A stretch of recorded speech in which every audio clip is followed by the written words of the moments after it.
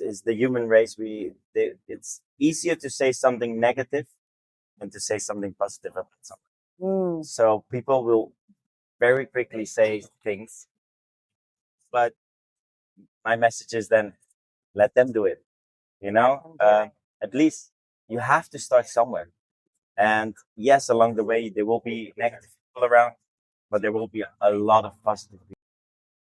I used to sob in the shower just about every morning, just hoping that the sound of the water would mask my agony. On the outside, I looked successful, but inside, I was crumbling. It took heartbreak, reinvention, and a whole lot of unlearning before I realized the life I was craving wasn't just going to arrive. I had to create it. Most people are chasing clarity, confidence, or success, but what they really need is to feel safe enough to be fully seen, fully expressed, and fully alive. Welcome to the All Out As Is podcast, a podcast for brave-hearted humans, leaders, visionaries, and world changers ready to stop performing and start living in truth. I'm your host, Adia, mindset coach, dance educator, and walking permission slip, here to help you untangle the pressure, move with purpose, and build a life that feels like freedom. Each week, we dive into mindset, clarity, reinvention, aligned growth, lessons learned from the hard seasons, and the real behind the scenes of building a business and life that feels like freedom. You don't have to become someone new. Just give yourself permission to live all out as is. So let's take a breath and let's begin. All right. What's up, Daniel? Hi. Yes. Good to see you. You too. It's been a long time since we've seen each other. Yeah, a long time. 2019. Vegas Dance Explosion. Yes. The event that changed my life. And I'll share with our friends more about what it was and how you had an impact on that. But first of all, we'd love to just introduce you and have you share more about yourself. Yeah, well, I'm Daniel Trepat. I've been dancing for 30 years, especially line dance only. I've done other things along the way. I've done competitions. I'm into the West Coast swing, so it's my full-time job. I'm half Spanish, half Dutch. Born in Spain, raised in the Netherlands. Yeah, what else do you want to know about me? So you've been dancing 30 years. It seems like your whole entire life. Yes. So how did you... I'm a bit older than that, but yes. I don't know if I believe that. So how did you start? What got you started in dance? My mom. Okay. My mom. I moved to the Netherlands when I was about 9 years old. Okay. And I started swimming because I was a very good swimmer. My grandmother was a swim instructor, but I had no diplomas. And in the Netherlands, it was obligatory to have diplomas to even go to the swimming pool. Really? Otherwise, you were not allowed to go in because then they assume that you can't swim. So I went into swimming. I got asked to do competitions and everything. I progressed really fast. But then a year later, I was still swimming. But then I also saw a demonstration of my mom. My mom, when we moved to the Netherlands, she started doing line dance. Okay. And became very quickly the assistant of the dance school. It was a huge line dance school. And eventually the owner, after 1 or 2 years there, he quit. And he gave everything to my mom. He gave the whole dance school to my mom to take over. And she did. And she made it, I was about 15 years old, and she had like a line dance school of 300 students a week. Wow. 9 classes she was running. Wow. And then I started teaching with her. And that's how I got into teaching as well. So it was actually the fault of my mom. And at some point, I really wanted to quit before I started teaching. And then I got involved with competitions. And that really pushed me further into developing my dance, developing my skills. And that was really an awesome journey. That's where I eventually joined the Roy Verdonk dancers. Actually, it was the Roy Verdonk dancers kids at that time. Kids? Yes, I was. I did audition for the team, I got accepted, and that's where my story started. Eventually, also to travel around the world. So yeah, it has all is linked to each other. Wow, that's so special. And I did not know that your mom is where it all started and that you were at her studio. Yes. So you kind of like forced at first to go, or did you want to try it? I wanted to try it. Okay. I was about 10 years old. I saw a demonstration of my mom and the group. They was just doing a demo on a festival. And I was like, my mom came off the floor and I said to her, like, I want to try. Can I come to the class? And there were no kids. There were 0 kids in this whole dance. And because of me, they decided eventually to start a kids class as well. After I think 2 years. Yeah. So they started the kids class. So I brought a lot of kids to the kids group, and that's how it even got further and further. So yeah. So cool. And what's your mom doing now? My mom is retired. Okay. And she quit the dance school a long time ago. I took it over for a while. My mom just had also a regular job on the side. Now she's retired, but my mom struggles a lot because she has rheumatic. She's also had a slip disc. Oh. And long time ago they operated it. Then she got another slip disc on the same vertical. When you get it on the same vertical, they can't operate it on the same one. So she's been struggling with her body, and it's just always in pain. So eventually she slowed down dancing a lot. So she dances in another dance school 1 time a week. She just goes to have fun. Okay. Wow. Well, what a legacy that she's created in you.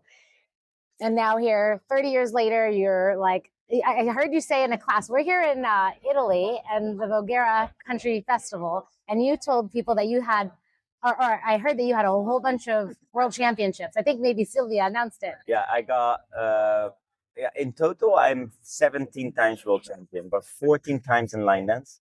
And the other 3 are in couple dancing.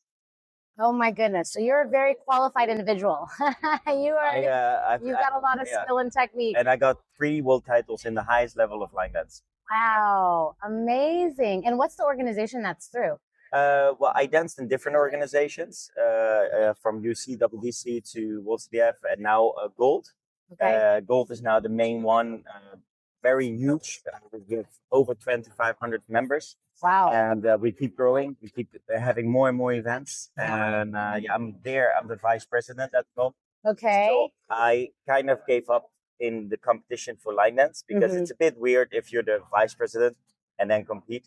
So I focus now on the dancers to give them a platform that they can grow and develop.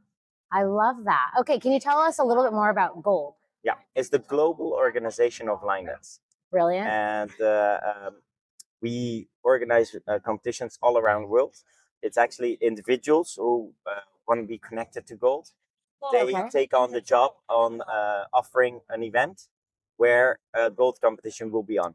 So, for example, I have my own event, Ole, in Spain, where I offer social dancing, parties, West Coast swing workshops, West Coast swing parties.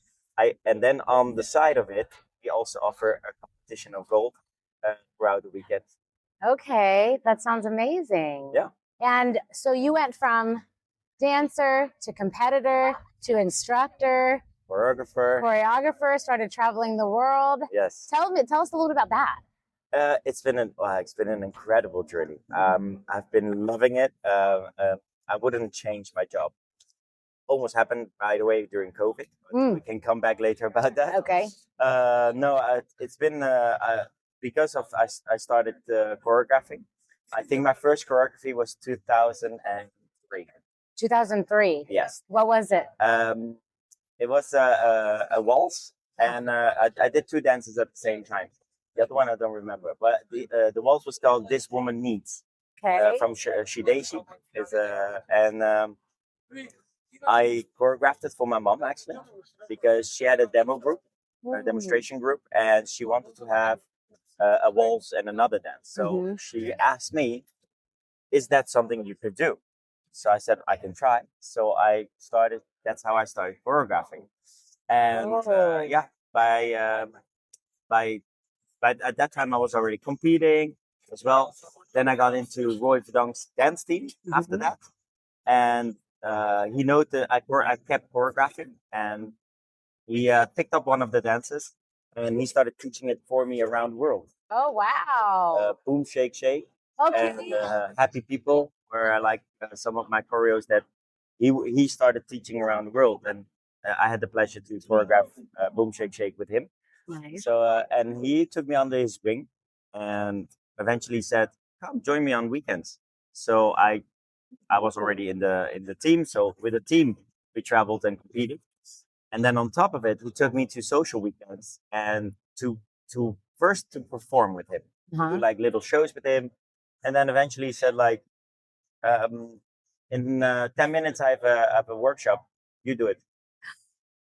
Oh my So he God. just threw me in front of the lions. Wow. It was an event in Sweden. I'll never forget it.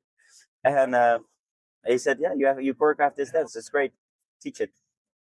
And I was already teaching at my mom's dance school. So, but that was my first international teach because of him.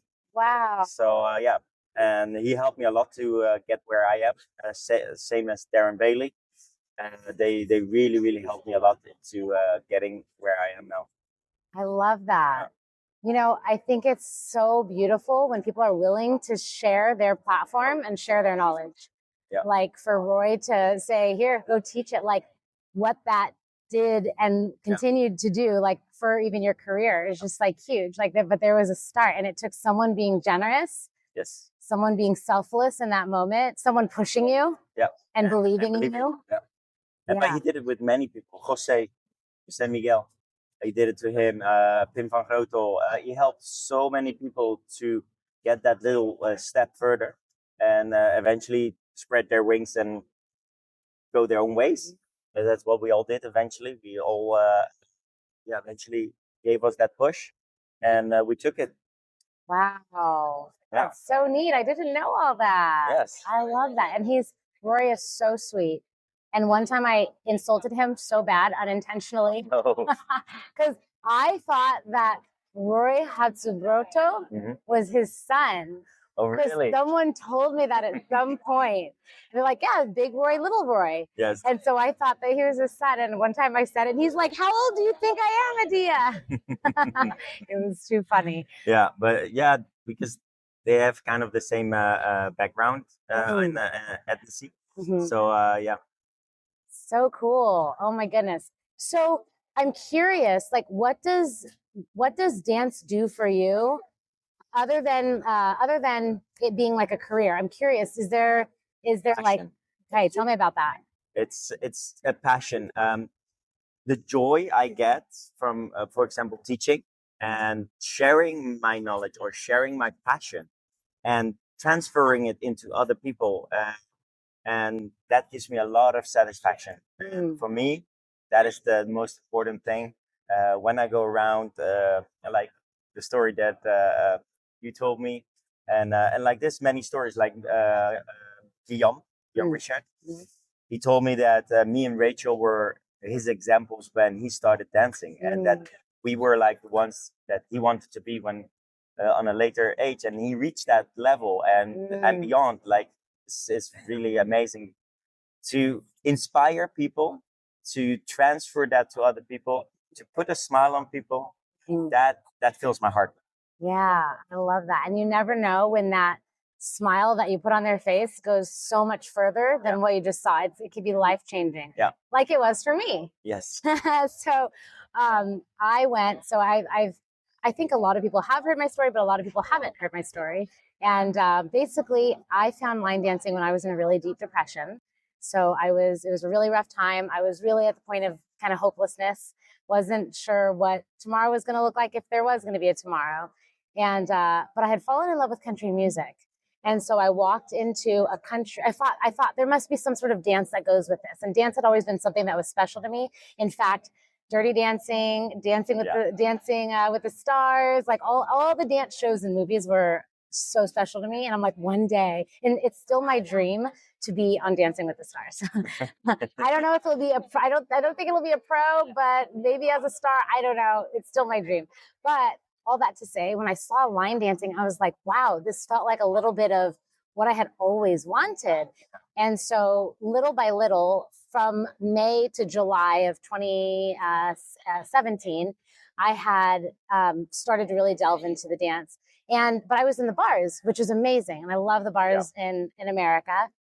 But there wasn't a ton of variety of genres of the styles of dance. So it's mainly just, kind of just country, stomping, clapping, which was amazing. But then I went to Vegas Dance Explosion. And I remember having to pull the information out of a friend who was like, oh, I just went to the coolest event ever. And I'm like, what is it? And she's like, it's this thing over there. And I'm like, tell me more. So I get there. I didn't feel out of place, but I recognized this is very different from anything that I'm used to. Yeah.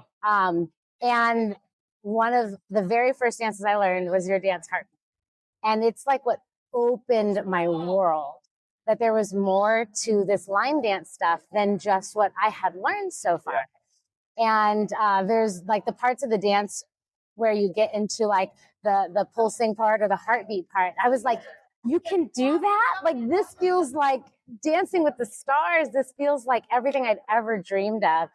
And you had chosen such a beautiful song that it's like I could feel the music and I could feel the dance, and I just was able to embody the whole thing. And it completely changed everything for me, because I'm like, this is what I want to do and what I want to share with people. So you told me that dance was really special to you. Yeah, it's one of my favorite dances that I've ever choreographed. Just me and Miguel, a Spanish friend of mine, choreographed this dance. We heard the song, we choreographed it on the airport actually, but we made it so well fitting to the music, and the music is also so emotional, so full of a message, and yeah. For us, for me, I find it one of the better dances I've ever choreographed. I love it. Never really took off into the circuit. There's little pockets here and here that really love the dance, and we do it there. But I really, really love this dance. Yeah, I love that. And I love what you said about it really fitting the lyrics. Yeah. And as a choreographer, can I ask you some questions about choreography? Yeah. Okay. Because people are... I think I hear that people choreograph for a few different reasons. What are some of the reasons you experience people choreograph? People choreograph a lot for themselves, because either they like a music, they just want to choreograph something to this music, they want to be creative. That's what most people choreograph. Some people choreograph, some choreographers, for example, they choreograph for the audience, for a level, or they choreograph for their class they teach. So that's how some people choreograph. Okay. And this one you created in an airport with your friend. Was it for an event? No, it was just we loved the song. Okay. So and we just wanted to create something on this song, and that's how it inspired us to put the steps together. I love it. And so there's a lot of especially I think now. Actually, maybe it's just what I'm seeing now, because I know this has been around such a long time, but now my eyes are being more and more open to it. There's a lot of people who are wanting to choreograph, and they're wondering, how do they start? What would you say to someone who wonders how to start? Grab a song. Grab a song. Check that there is not 20,000 choreographies on it. For example, Texas Hold'em. There's so many choreographies on it. It's just a waste to have so many on one song.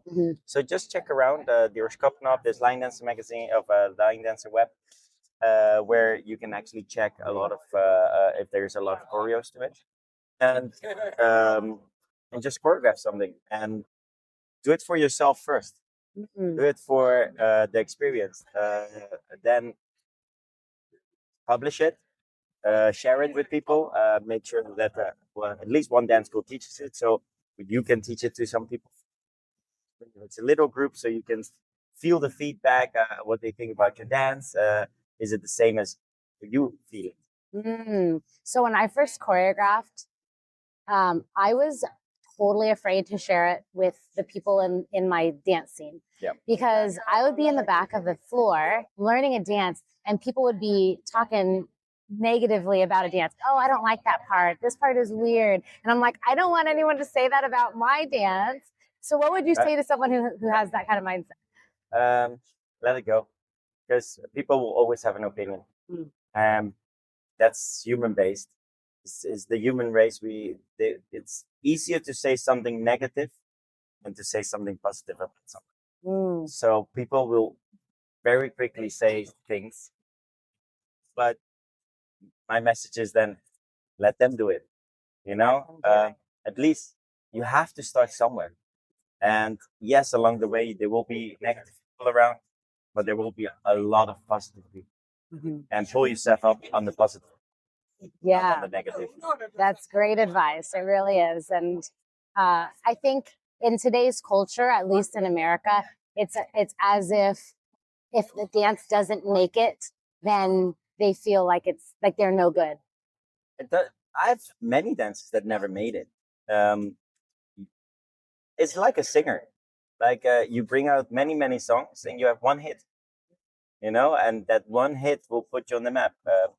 An example, I had Dustin Betts on my event. He choreographed, but he had one dance that took off because somebody else believed in it. Rachel McEnany believed in him and saw the dance and taught it everywhere for him, and that put him on the map. So you just need, if your goal is to become a choreographer, make sure that you have eventually one hit, and maybe it takes a year, maybe it takes 5 years, maybe it takes 10 years. Don't give up if that is your dream. And I love what you said about not giving up if it's your dream, and then also the let it go and let people say what they're going to say, because it doesn't make it a bad dance. No, and it's an opinion. Yeah. We live in a dance sport full of opinions. Same as competition, it's opinion based. It's not based on when you finish the finish line first, you win. So it doesn't make that maybe that you lose the competition or the choreography competition.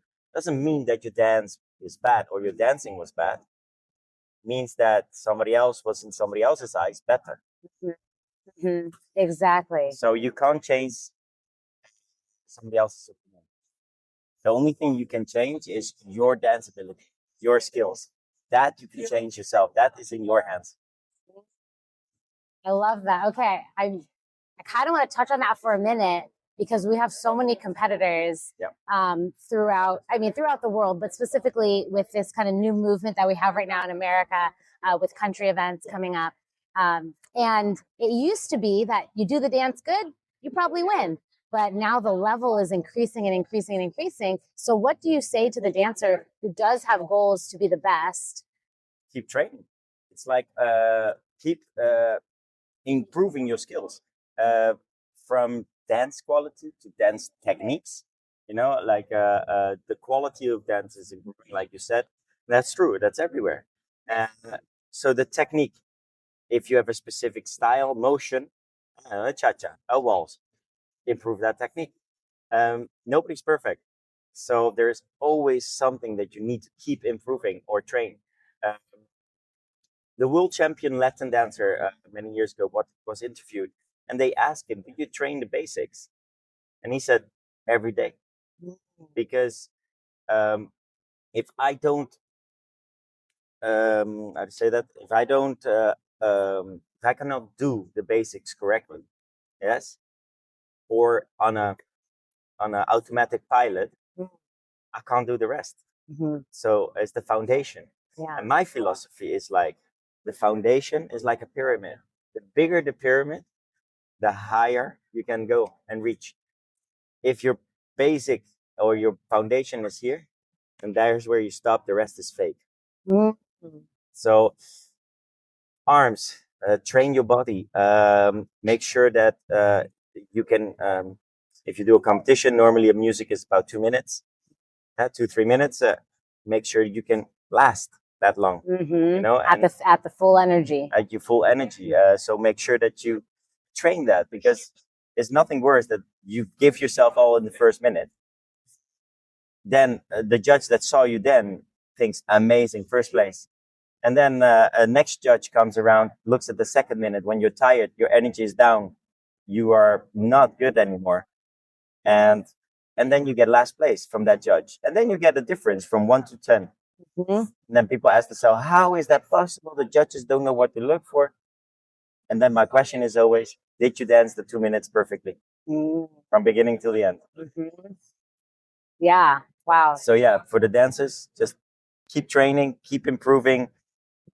Take classes for people that inspire you or that you think that you can learn more and more things. Take lessons, and sometimes private lessons are a bit maybe expensive. That's what happened to me when I was young. We didn't have much money, so I was like a sponge. Every advice, everything that people said, I took it as a sponge and trained myself. I was training everywhere, from the supermarket to at home, watching TV behind the couch, doing exercises while I was watching TV. My mom was going crazy when we went shopping because I was like literally dancing throughout the whole supermarket. So yeah, that was when I started competing, because I couldn't take private lessons; it was too expensive. So I started doing private lessons when I started working myself, and that I could have that money and put it back into dancing. Yeah. Well, that's a great insight. If private lessons are not something that someone's able to do, taking those little nuggets that you get in a class or anything you learn, and then applying them all the time wherever you can. Yeah. So in so many ways, it is an even playing field. It just looks a little different from whatever direction you're coming from. You know, so there's no excuse for people who really, really want to get better. Yes, and of course, there's like the facts about technique that you need to do. Like, of course, if you dance with feet inside and you cannot turn them out, then you have bad footwork. So, of course, there's like the basic skills that you just need to do. And then it comes to dance quality. Like, how well are you doing it? Because you can learn all the techniques, doesn't gonna make you the best dancer. And then it comes to the total package. Yeah. Well, and a little bit ago, you said you're talking about the judges and one seeing you at your best, one seeing you when you're more tired, and how it could be like a 1 to 10. When it comes to judging and when it comes to opinions, what do you look for as a line dance judge? As a judge, I'm looking to who's doing that dance the best. And I don't mind who you are to me, if you're my friend or I know you're my student. Or we're not allowed to judge people. We don't allow to judge family members or girlfriends or wives. But if it was my student, me personally, for me, it's about who's the best at that thing. That day. Yes, because it's a moment. Yes. You can be the next week, you can be much better than the week before. Maybe you had a bad day or a good day. So I'm looking for the best dancer. And for me, that is the most important. And with that, I'm looking for technique, for how natural are you moving through the steps? How natural are you moving through the technique? Looking for a presentation, showmanship. Looking for the total package, what makes a dancer. And not only moving your feet or doing your dance, but how well do you connect it through the whole body? From the center, moving through the center to move the feet, or from the center, moving your arm, or like how natural moves everything through. Like you can look at the characteristic of the dance. That would be box 1. And look for the characteristic of the dance. Box 2, you have like the natural movement, and box 3 is the showmanship, for example. So you just, as a judge, I'm just going to grab all these 3 boxes and prioritize. And sometimes you will convince, like the characteristic, everybody should do. Then comes the other 2, the natural movement, the natural flow, versus the showmanship. Sometimes those I can switch around due to what at that moment looks good, or which one I find better. Maybe one dance is very good in like more natural movement, I have no showmanship at all. And the other one has natural movement, but is really good in the showmanship. then it's like a balance that you're gonna take.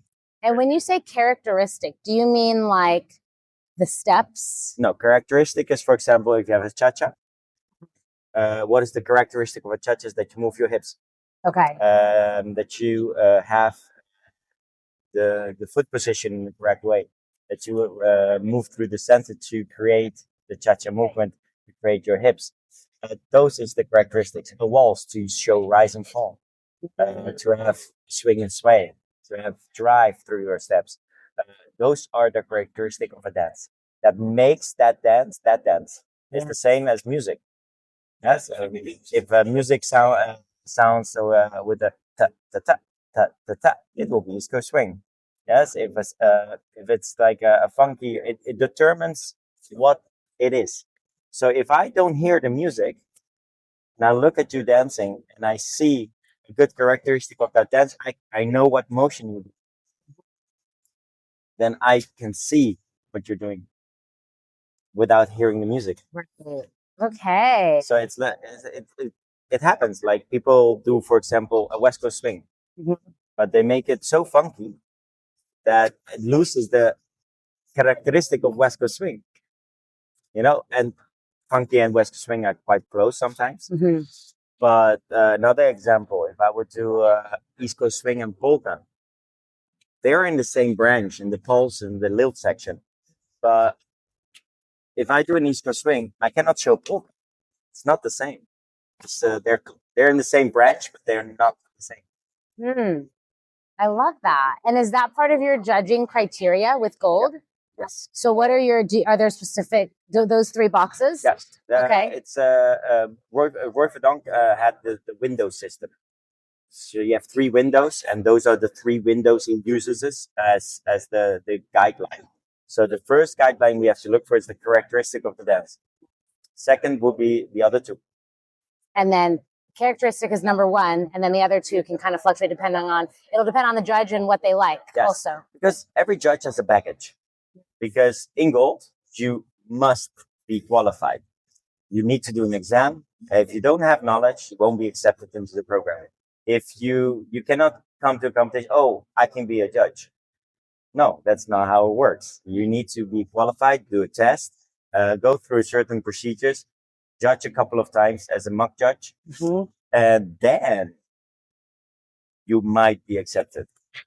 No guarantees. No. Because you have high standards. Yes, we want to keep the high standard. Because Gold organization, we are an international organization and with high level dancers, and we owe it to them to put people that are qualified.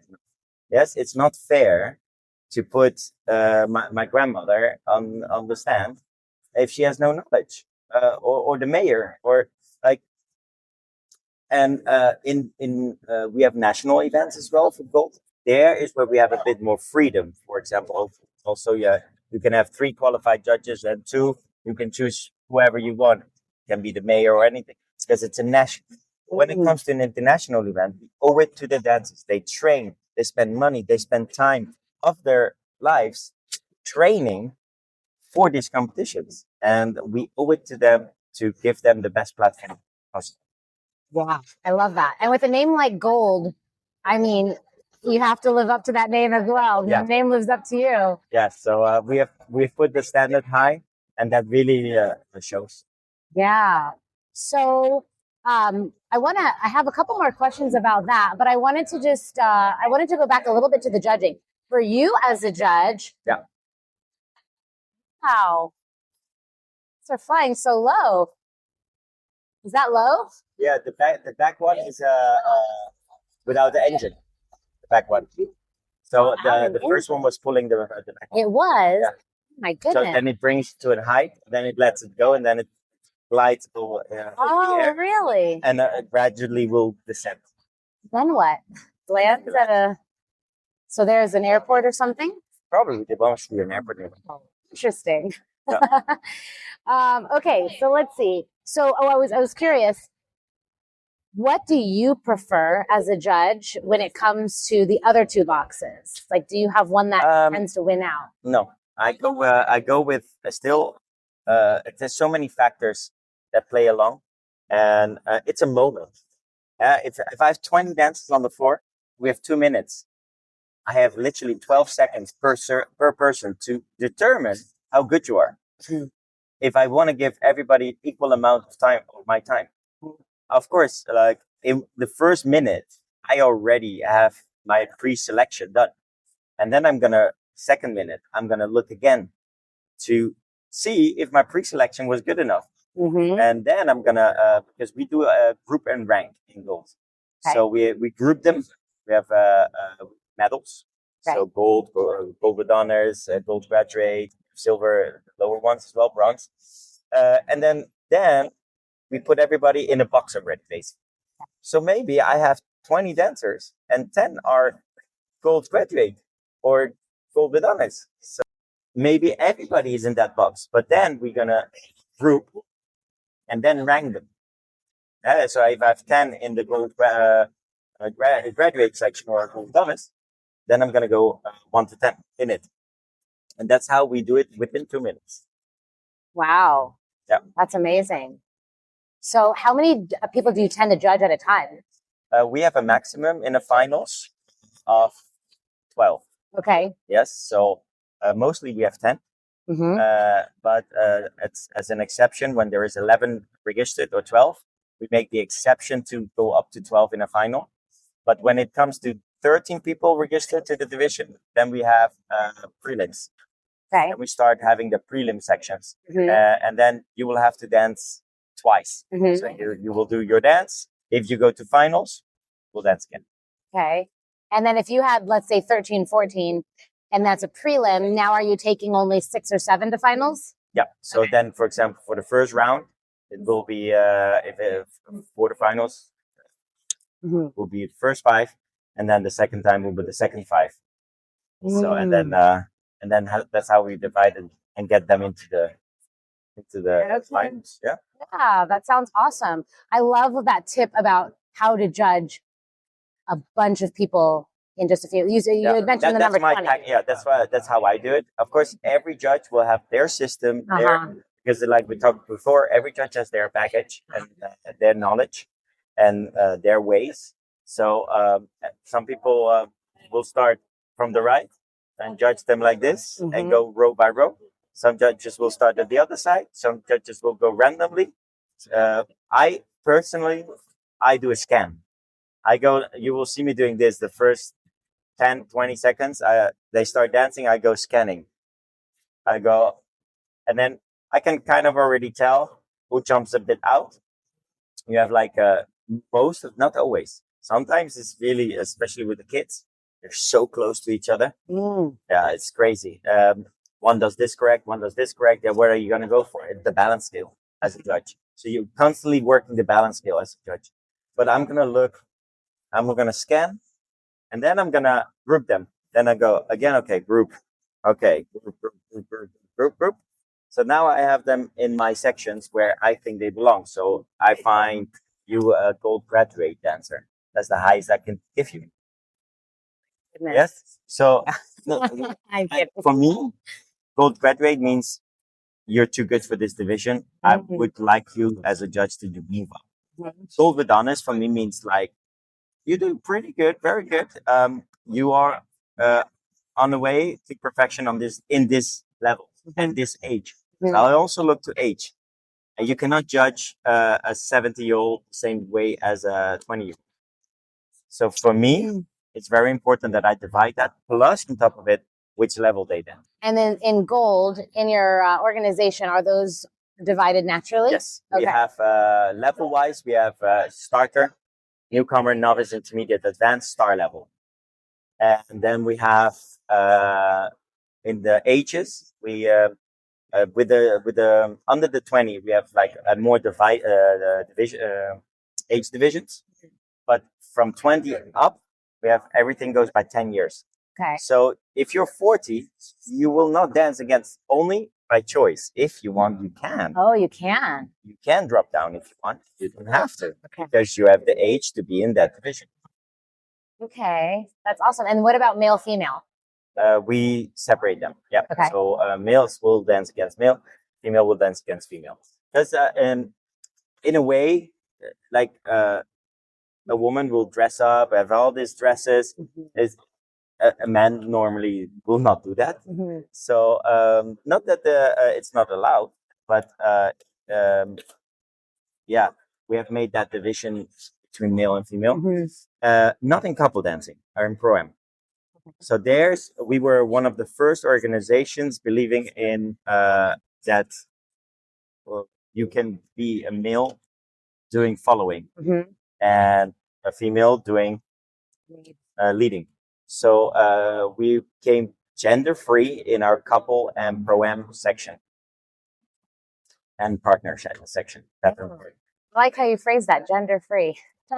Yeah, because we live in a free world. And, we need to allow people to be able, if they want to do that. Just in the line dance section, it's a bit harder to do.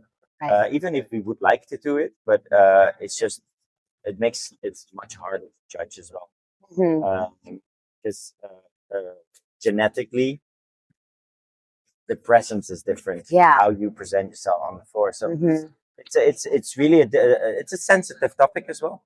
I know that some people have requested it if we can do it in the line dance section as well.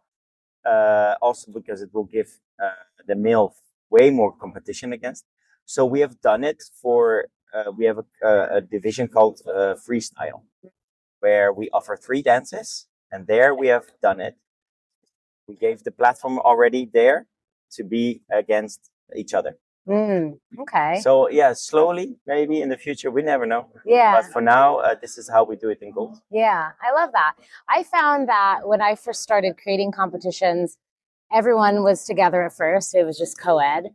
And I felt like I had to choose dances that lended to both genders. That's hard to find. Yeah, exactly. And so then if it was a little bit more feminine, then you're kind of, for some of the guys who don't want to dance more feminine, then they had a little bit of a challenge, and same thing on the other end. So I definitely have found, at least in some cases, that it's been good to have that separation.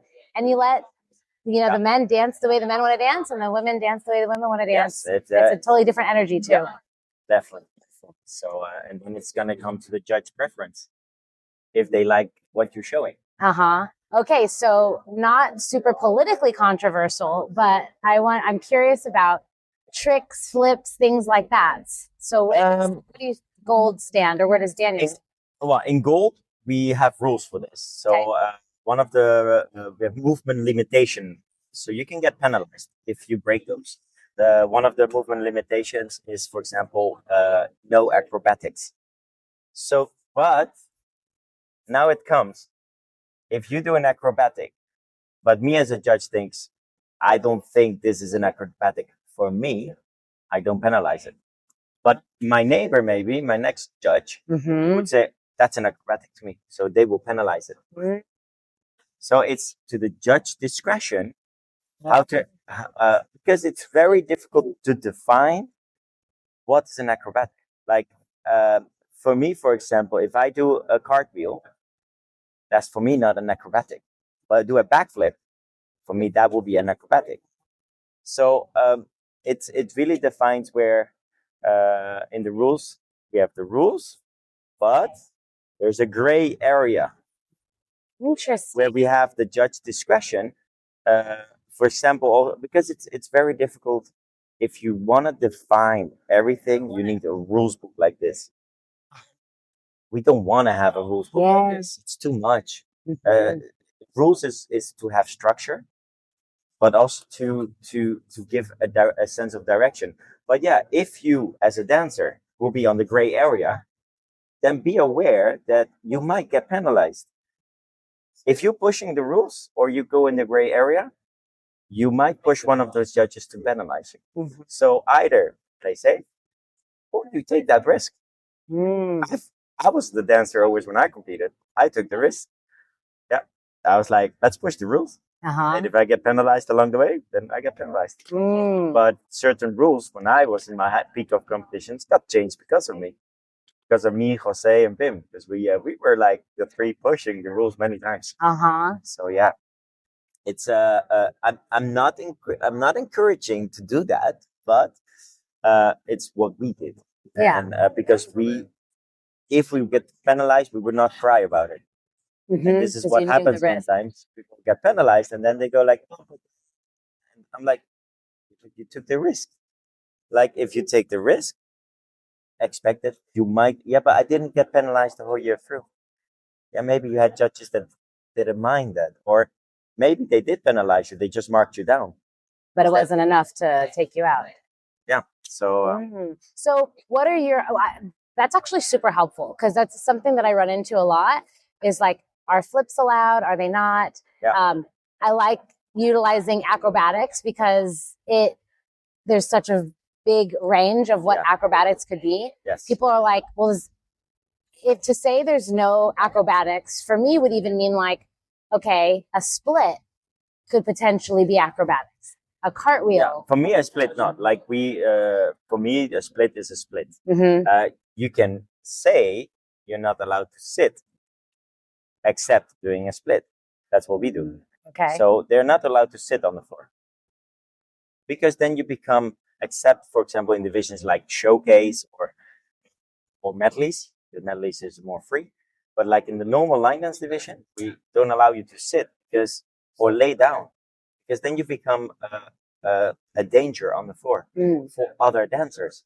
So rules are there to also create a safe place, right, where other people are safe with the things that you're doing. If you're like on the competition floor and you do a backflip and you hit the next dancer next to you, that's a danger. That is for me. I would not like to see that, because sometimes the floors are very packed, and then if you're gonna do something like an acrobatic, that's why we want to limit it to keep other. Probably you're very good in doing the acrobatic, because you probably practice, and if you do it, you should practice it a lot before you actually do it on a competition. But it's more about keeping other dancers safe. Yeah. And to allow them that they don't feel, because then you are interfering their dancing. Mm-hmm. You know, they're stressing about your backflip there. Is that fair? No, because So those are like different ways how to see it, and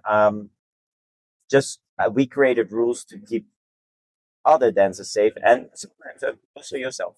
Mm-hmm. Yeah. Well, it's been interesting because I've seen, I coming from a gymnastics background, I love seeing people dance all out. And if that means acrobatics, then I welcome it, but not on a crowded floor. And so a rule with Kickstart that we've implemented at times is we'll allow acrobatics or flips during finals when there's only 12 people on the floor. Mm-hmm. So you have a lot of space.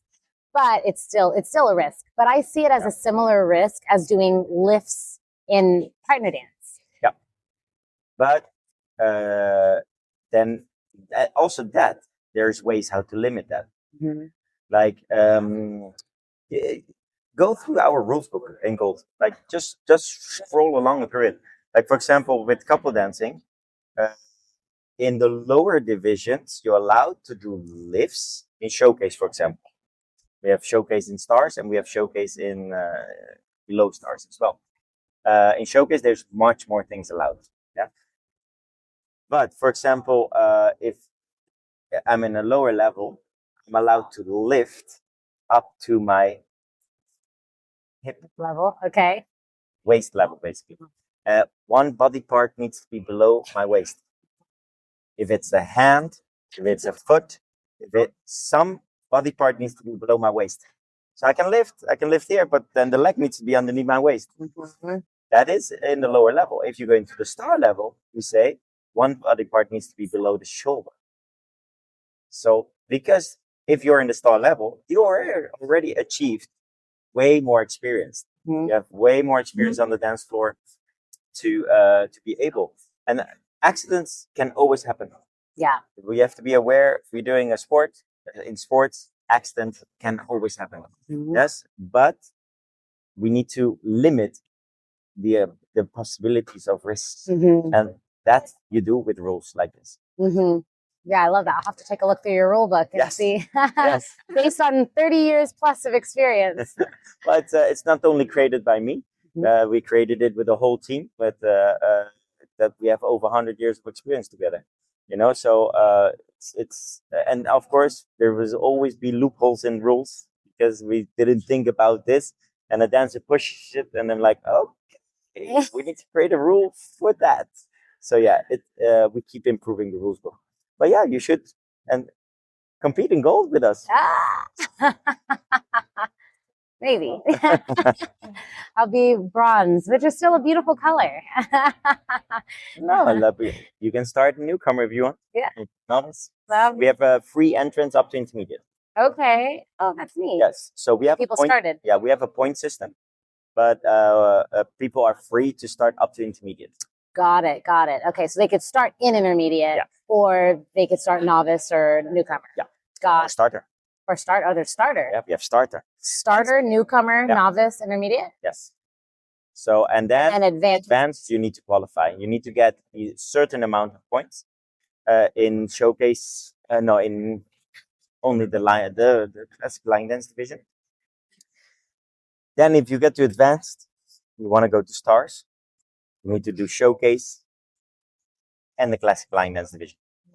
And showcases that people choreograph their own routines. And showcase, you get the music from the organization, Okay. choreograph your own dance, or have somebody choreograph it for you. And is this everyone on the floor at the same time, or is this Yes. individual? Okay. Yeah. So Only the medley, the solo medley from the stars, they are alone on the floor. okay. So they can showcase anything they want. There is no rules almost to our medley. Interesting. Love that. So what when you talk about a qualified judge and like they've gone through your training, what are like 2 or 3 things that you're really looking for in a qualified judge?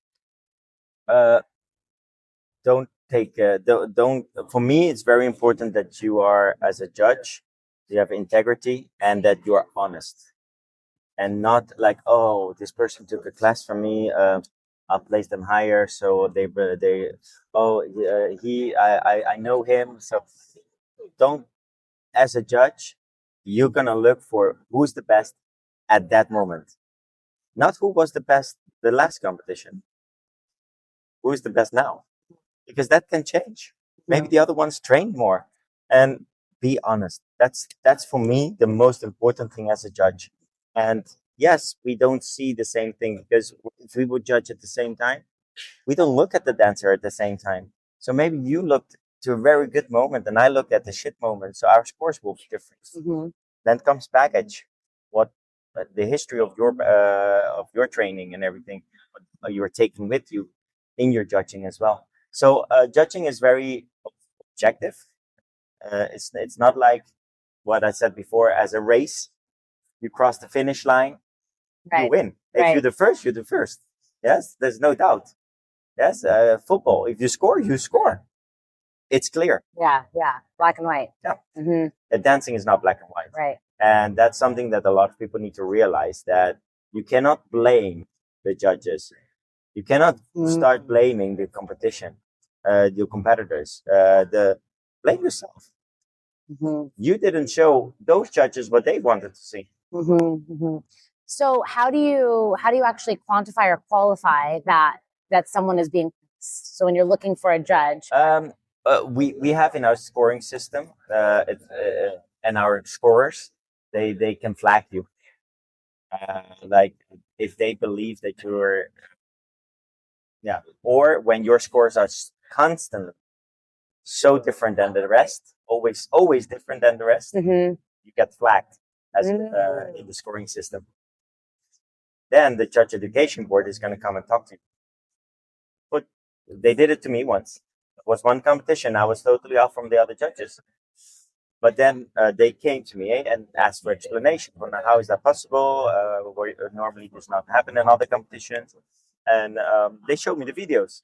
And I said, like, this is the reason. So I went like this. Because as a judge, I have my way of what I saw. So I explained it, and they were like, fair enough. It makes total sense how you judged it. So that's but yeah, if they're gonna go like, I don't know, then they can be put on non-active. So yeah. That's smart. Okay. Well, thank you for being able to answer that. Yeah. Okay. So honesty and integrity, that was one of the main things you look for. Yeah. What's something else? Knowledge. Okay. A judge needs to have knowledge. For me, it's like driving a car. How can you be an examinator, if you never drove a car yourself? So you learn everything from book, from theory. For me, that doesn't work. For me, but this is my personal opinion of it. I think you should have done it. Like for example, you want to judge couple dancing. If you have never couple danced in your life, you can't learn that from a book. You can't learn connection or how that feels if you've never done it. So for me, it's like that they need to be able to have done it before. If you're gonna judge choreography, you should have at least choreographed the dance yourself. Doesn't need to be that you were a good choreographer, but at least that you have done it, so you know how it feels. The same with competition. If I know how they feel from the moment that they walk on that floor, the nervousness, the feelings that go through you. I've been there. I know exactly how I felt when I was walking on that floor, and when people were looking at you and judging you, and so I know how it feels. So I can live through their dancing, through how they feel, because I've been there. And that's what I find also very important, that that you have done it. Yeah, so experience. Yeah. So for a judge, would you say it's important for them to have experience competing? Okay.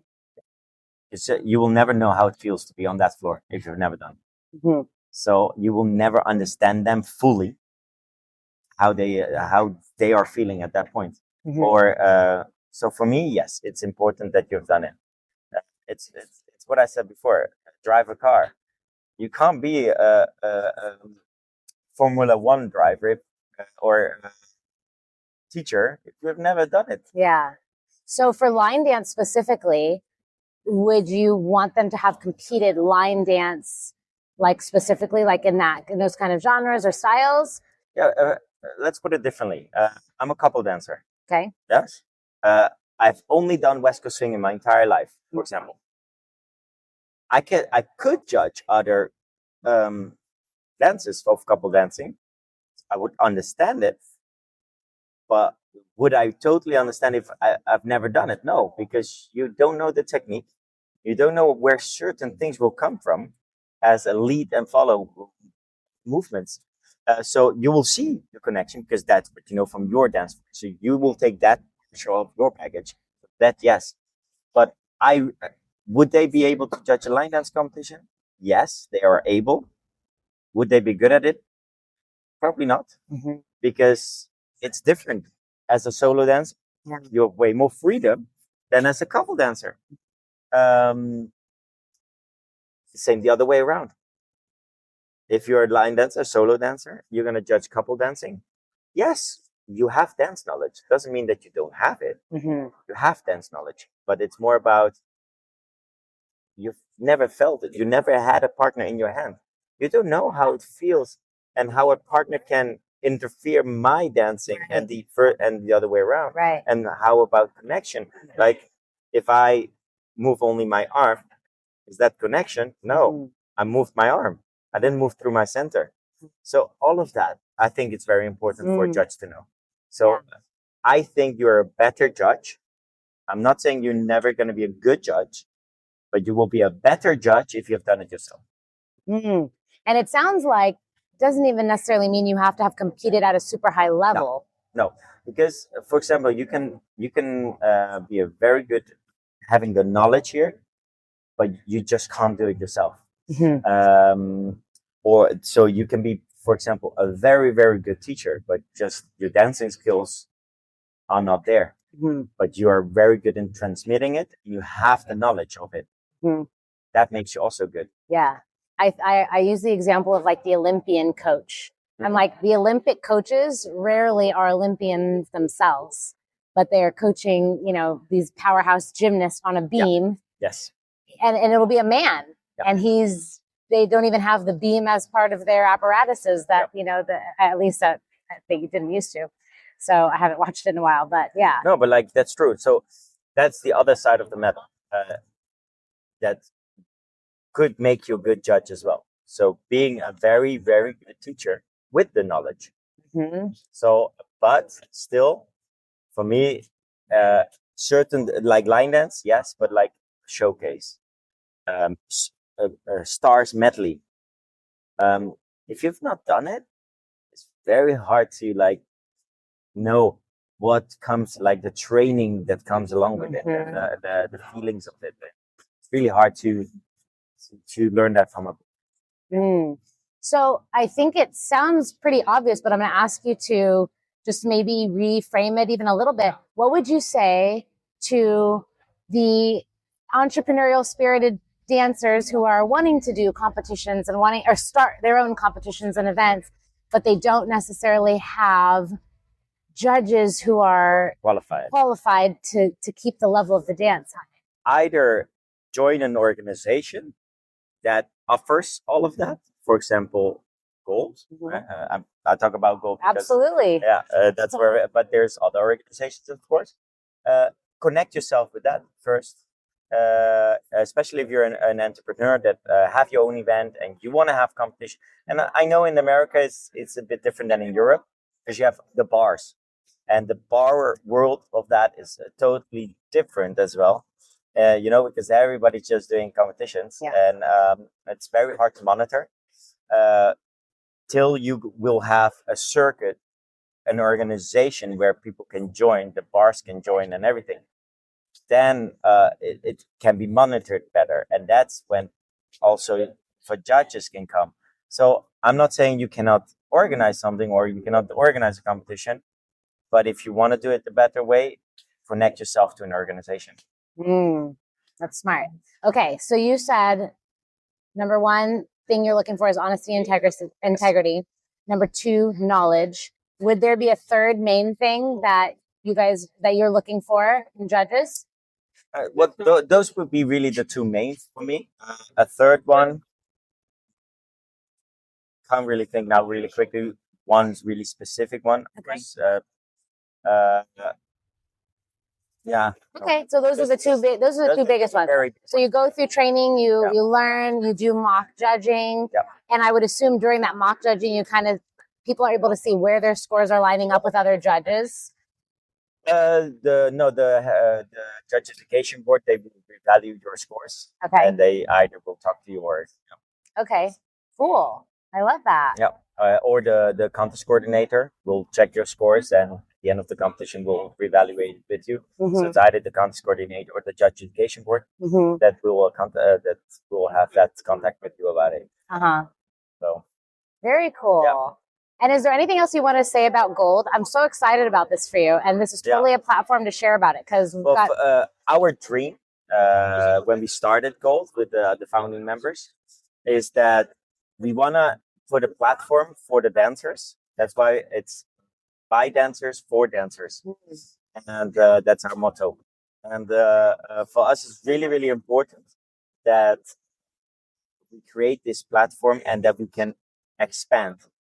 So our dream will be to have a circuit on every continent. So 10 to 20 competitions on every continent, and then have one world championship where everybody can join. And we would not keep the world championships in one continent if we have this circuits. So for us, will be 1 year if we have 10 to 20 competitions in America. We have once the world championship in America, then it moves to Europe, then it goes to Asia, for example. So that will be our dream. Okay. Because then it's for everybody. It's doable. Yeah. To go to world championship because it will be in your continent. And in other organizations, it has been always in one place, one country. It hardly didn't move around. So what makes it really expensive for you don't give some certain people a chance because it's just too expensive and they won't have the money to go every time for example, in America, Mm-hmm. they live in Europe, they live in Asia. They might not have that amount of money every year to spend so many thousands of dollars to just go to one event to compete at World Championships. So if you, for me, with gold, we try to really do it like that, and that will be our dream. That we became a truly international competition or organization, and anybody's welcome. I love that. And how many continents are we in so far? We have we have America. We have 2 events in America, one in Vegas and one in Canada. Okay. Then we have in Europe, where most competitions now are. We have about 20, I believe, 21, something like that. The World Championships is of course then in Europe for the moment, for the next couple of years. Asia, we have Korea, Okay. South Korea. We have and we have Indonesia as well. Yes, it's a new event from this year. Wow. So we're trying to expand there. Hopefully, one day we can get into Australia, like that. But we need more people to believe in gold and to put their heart and soul, because a lot of our staff does it for free, so we can keep the cost lower for the dancers. So the judges judge for free. We as the founding members, we do everything for free into the organization. We don't get paid. We do it out of passion. Because if you start with, and we would love to, we would love to be able to pay everybody. Yeah. But that means that the dancers need to pay more. That means you block a lot of dancers that don't have the money or the needs to go. So yes, everything gets more expensive. The hotels, the venues, the travel expenses of your staff, everything goes up. So yes, the dancers will have to start paying more. But if we also, like now we give it the option for event directors. You want to pay your staff, like your judges or anything, you're entitled free to do that. So we have a couple of events like mine that we try to do that. So but again, it's not obligatory, except of course people like instructors that gonna come and choreograph and teach your event. Yeah, they will charge their fee.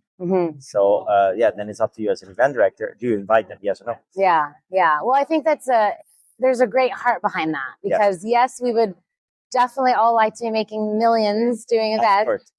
Yeah. But in order for this to have started, in order for it to have gone on as long as it did, and as long as it has, for you to find it, for me to find dance, it took people sacrificing. It took people doing it out of passion, knowing that it wasn't going to be the thing that paid their bills, at least not mainly. Yeah. So I think that's a good thing for people to keep in mind, because I think a lot of times we see the winning team already. Like we see the people who've already been doing it for a while, and they might be generating a decent amount of income, but that doesn't necessarily mean that it's my story, especially if I'm starting something different, new. Yeah. And of course, like for example, for me personally, of course I would like to earn money when I go to a gold event. And I do it through, for example, my teaching or my amps, my program. So I dance with my amps, and that's how I get. So I can do it that way. There's other ways to generate income versus just being paid by the event. And of course, we would love, as gold organization, that every event pays all the judges and all the staff. Love that. But it's what I said. It just makes an event so expensive, and it's already really expensive to organize. Yeah. Okay. Well, if there was anything else that you wanted to share with our friends listening, was there anything else? Join gold. Okay. I would say try it. It's we will welcome you with open arms, and we want to grow. We want to have more dancers. We want to create a platform where you can do your skills and show your skills off, and see if you're the best for those judges, of course. On that day. In that moment. Yes, correct. Because it can change the week after. Yeah. So no, and for the rest, besides gold, keep dancing, keep having fun, enjoy life, and make dancing something that you can forget all the daily worries from daily life, because there's enough pain and sorrow in the world. And if dancing can take that away by passion, by enjoying it with friends, with your loved ones, and a getaway for yourself out of the daily problems, that is where dancing is for, to have fun, enjoy, and live the life to the fullest. Yeah, perfect. Thank you, Daniel. Oh, thank you. Yes, and hopefully till next time. Yes, absolutely. Yes, so to everybody, big heart. Thank you so much for being here. And if this episode brought you clarity, gave you a shift, or helped you feel more alive, I'd love it if you shared it with a fellow leader, dreamer, or visionary in your life. I always love hearing what resonates with you, so please feel free to send me a DM, and it would mean so much to me if you left a 5-star review to help more people find this space. If you're ready to take this deeper, check the show notes for ways we can work or grow together. Whether you're leading from a stage, in your community, or in your own healing, just remember this. Your power isn't in who you're trying to become, it's in who you already are. So keep showing up, keep moving forward, and keep living all out as is.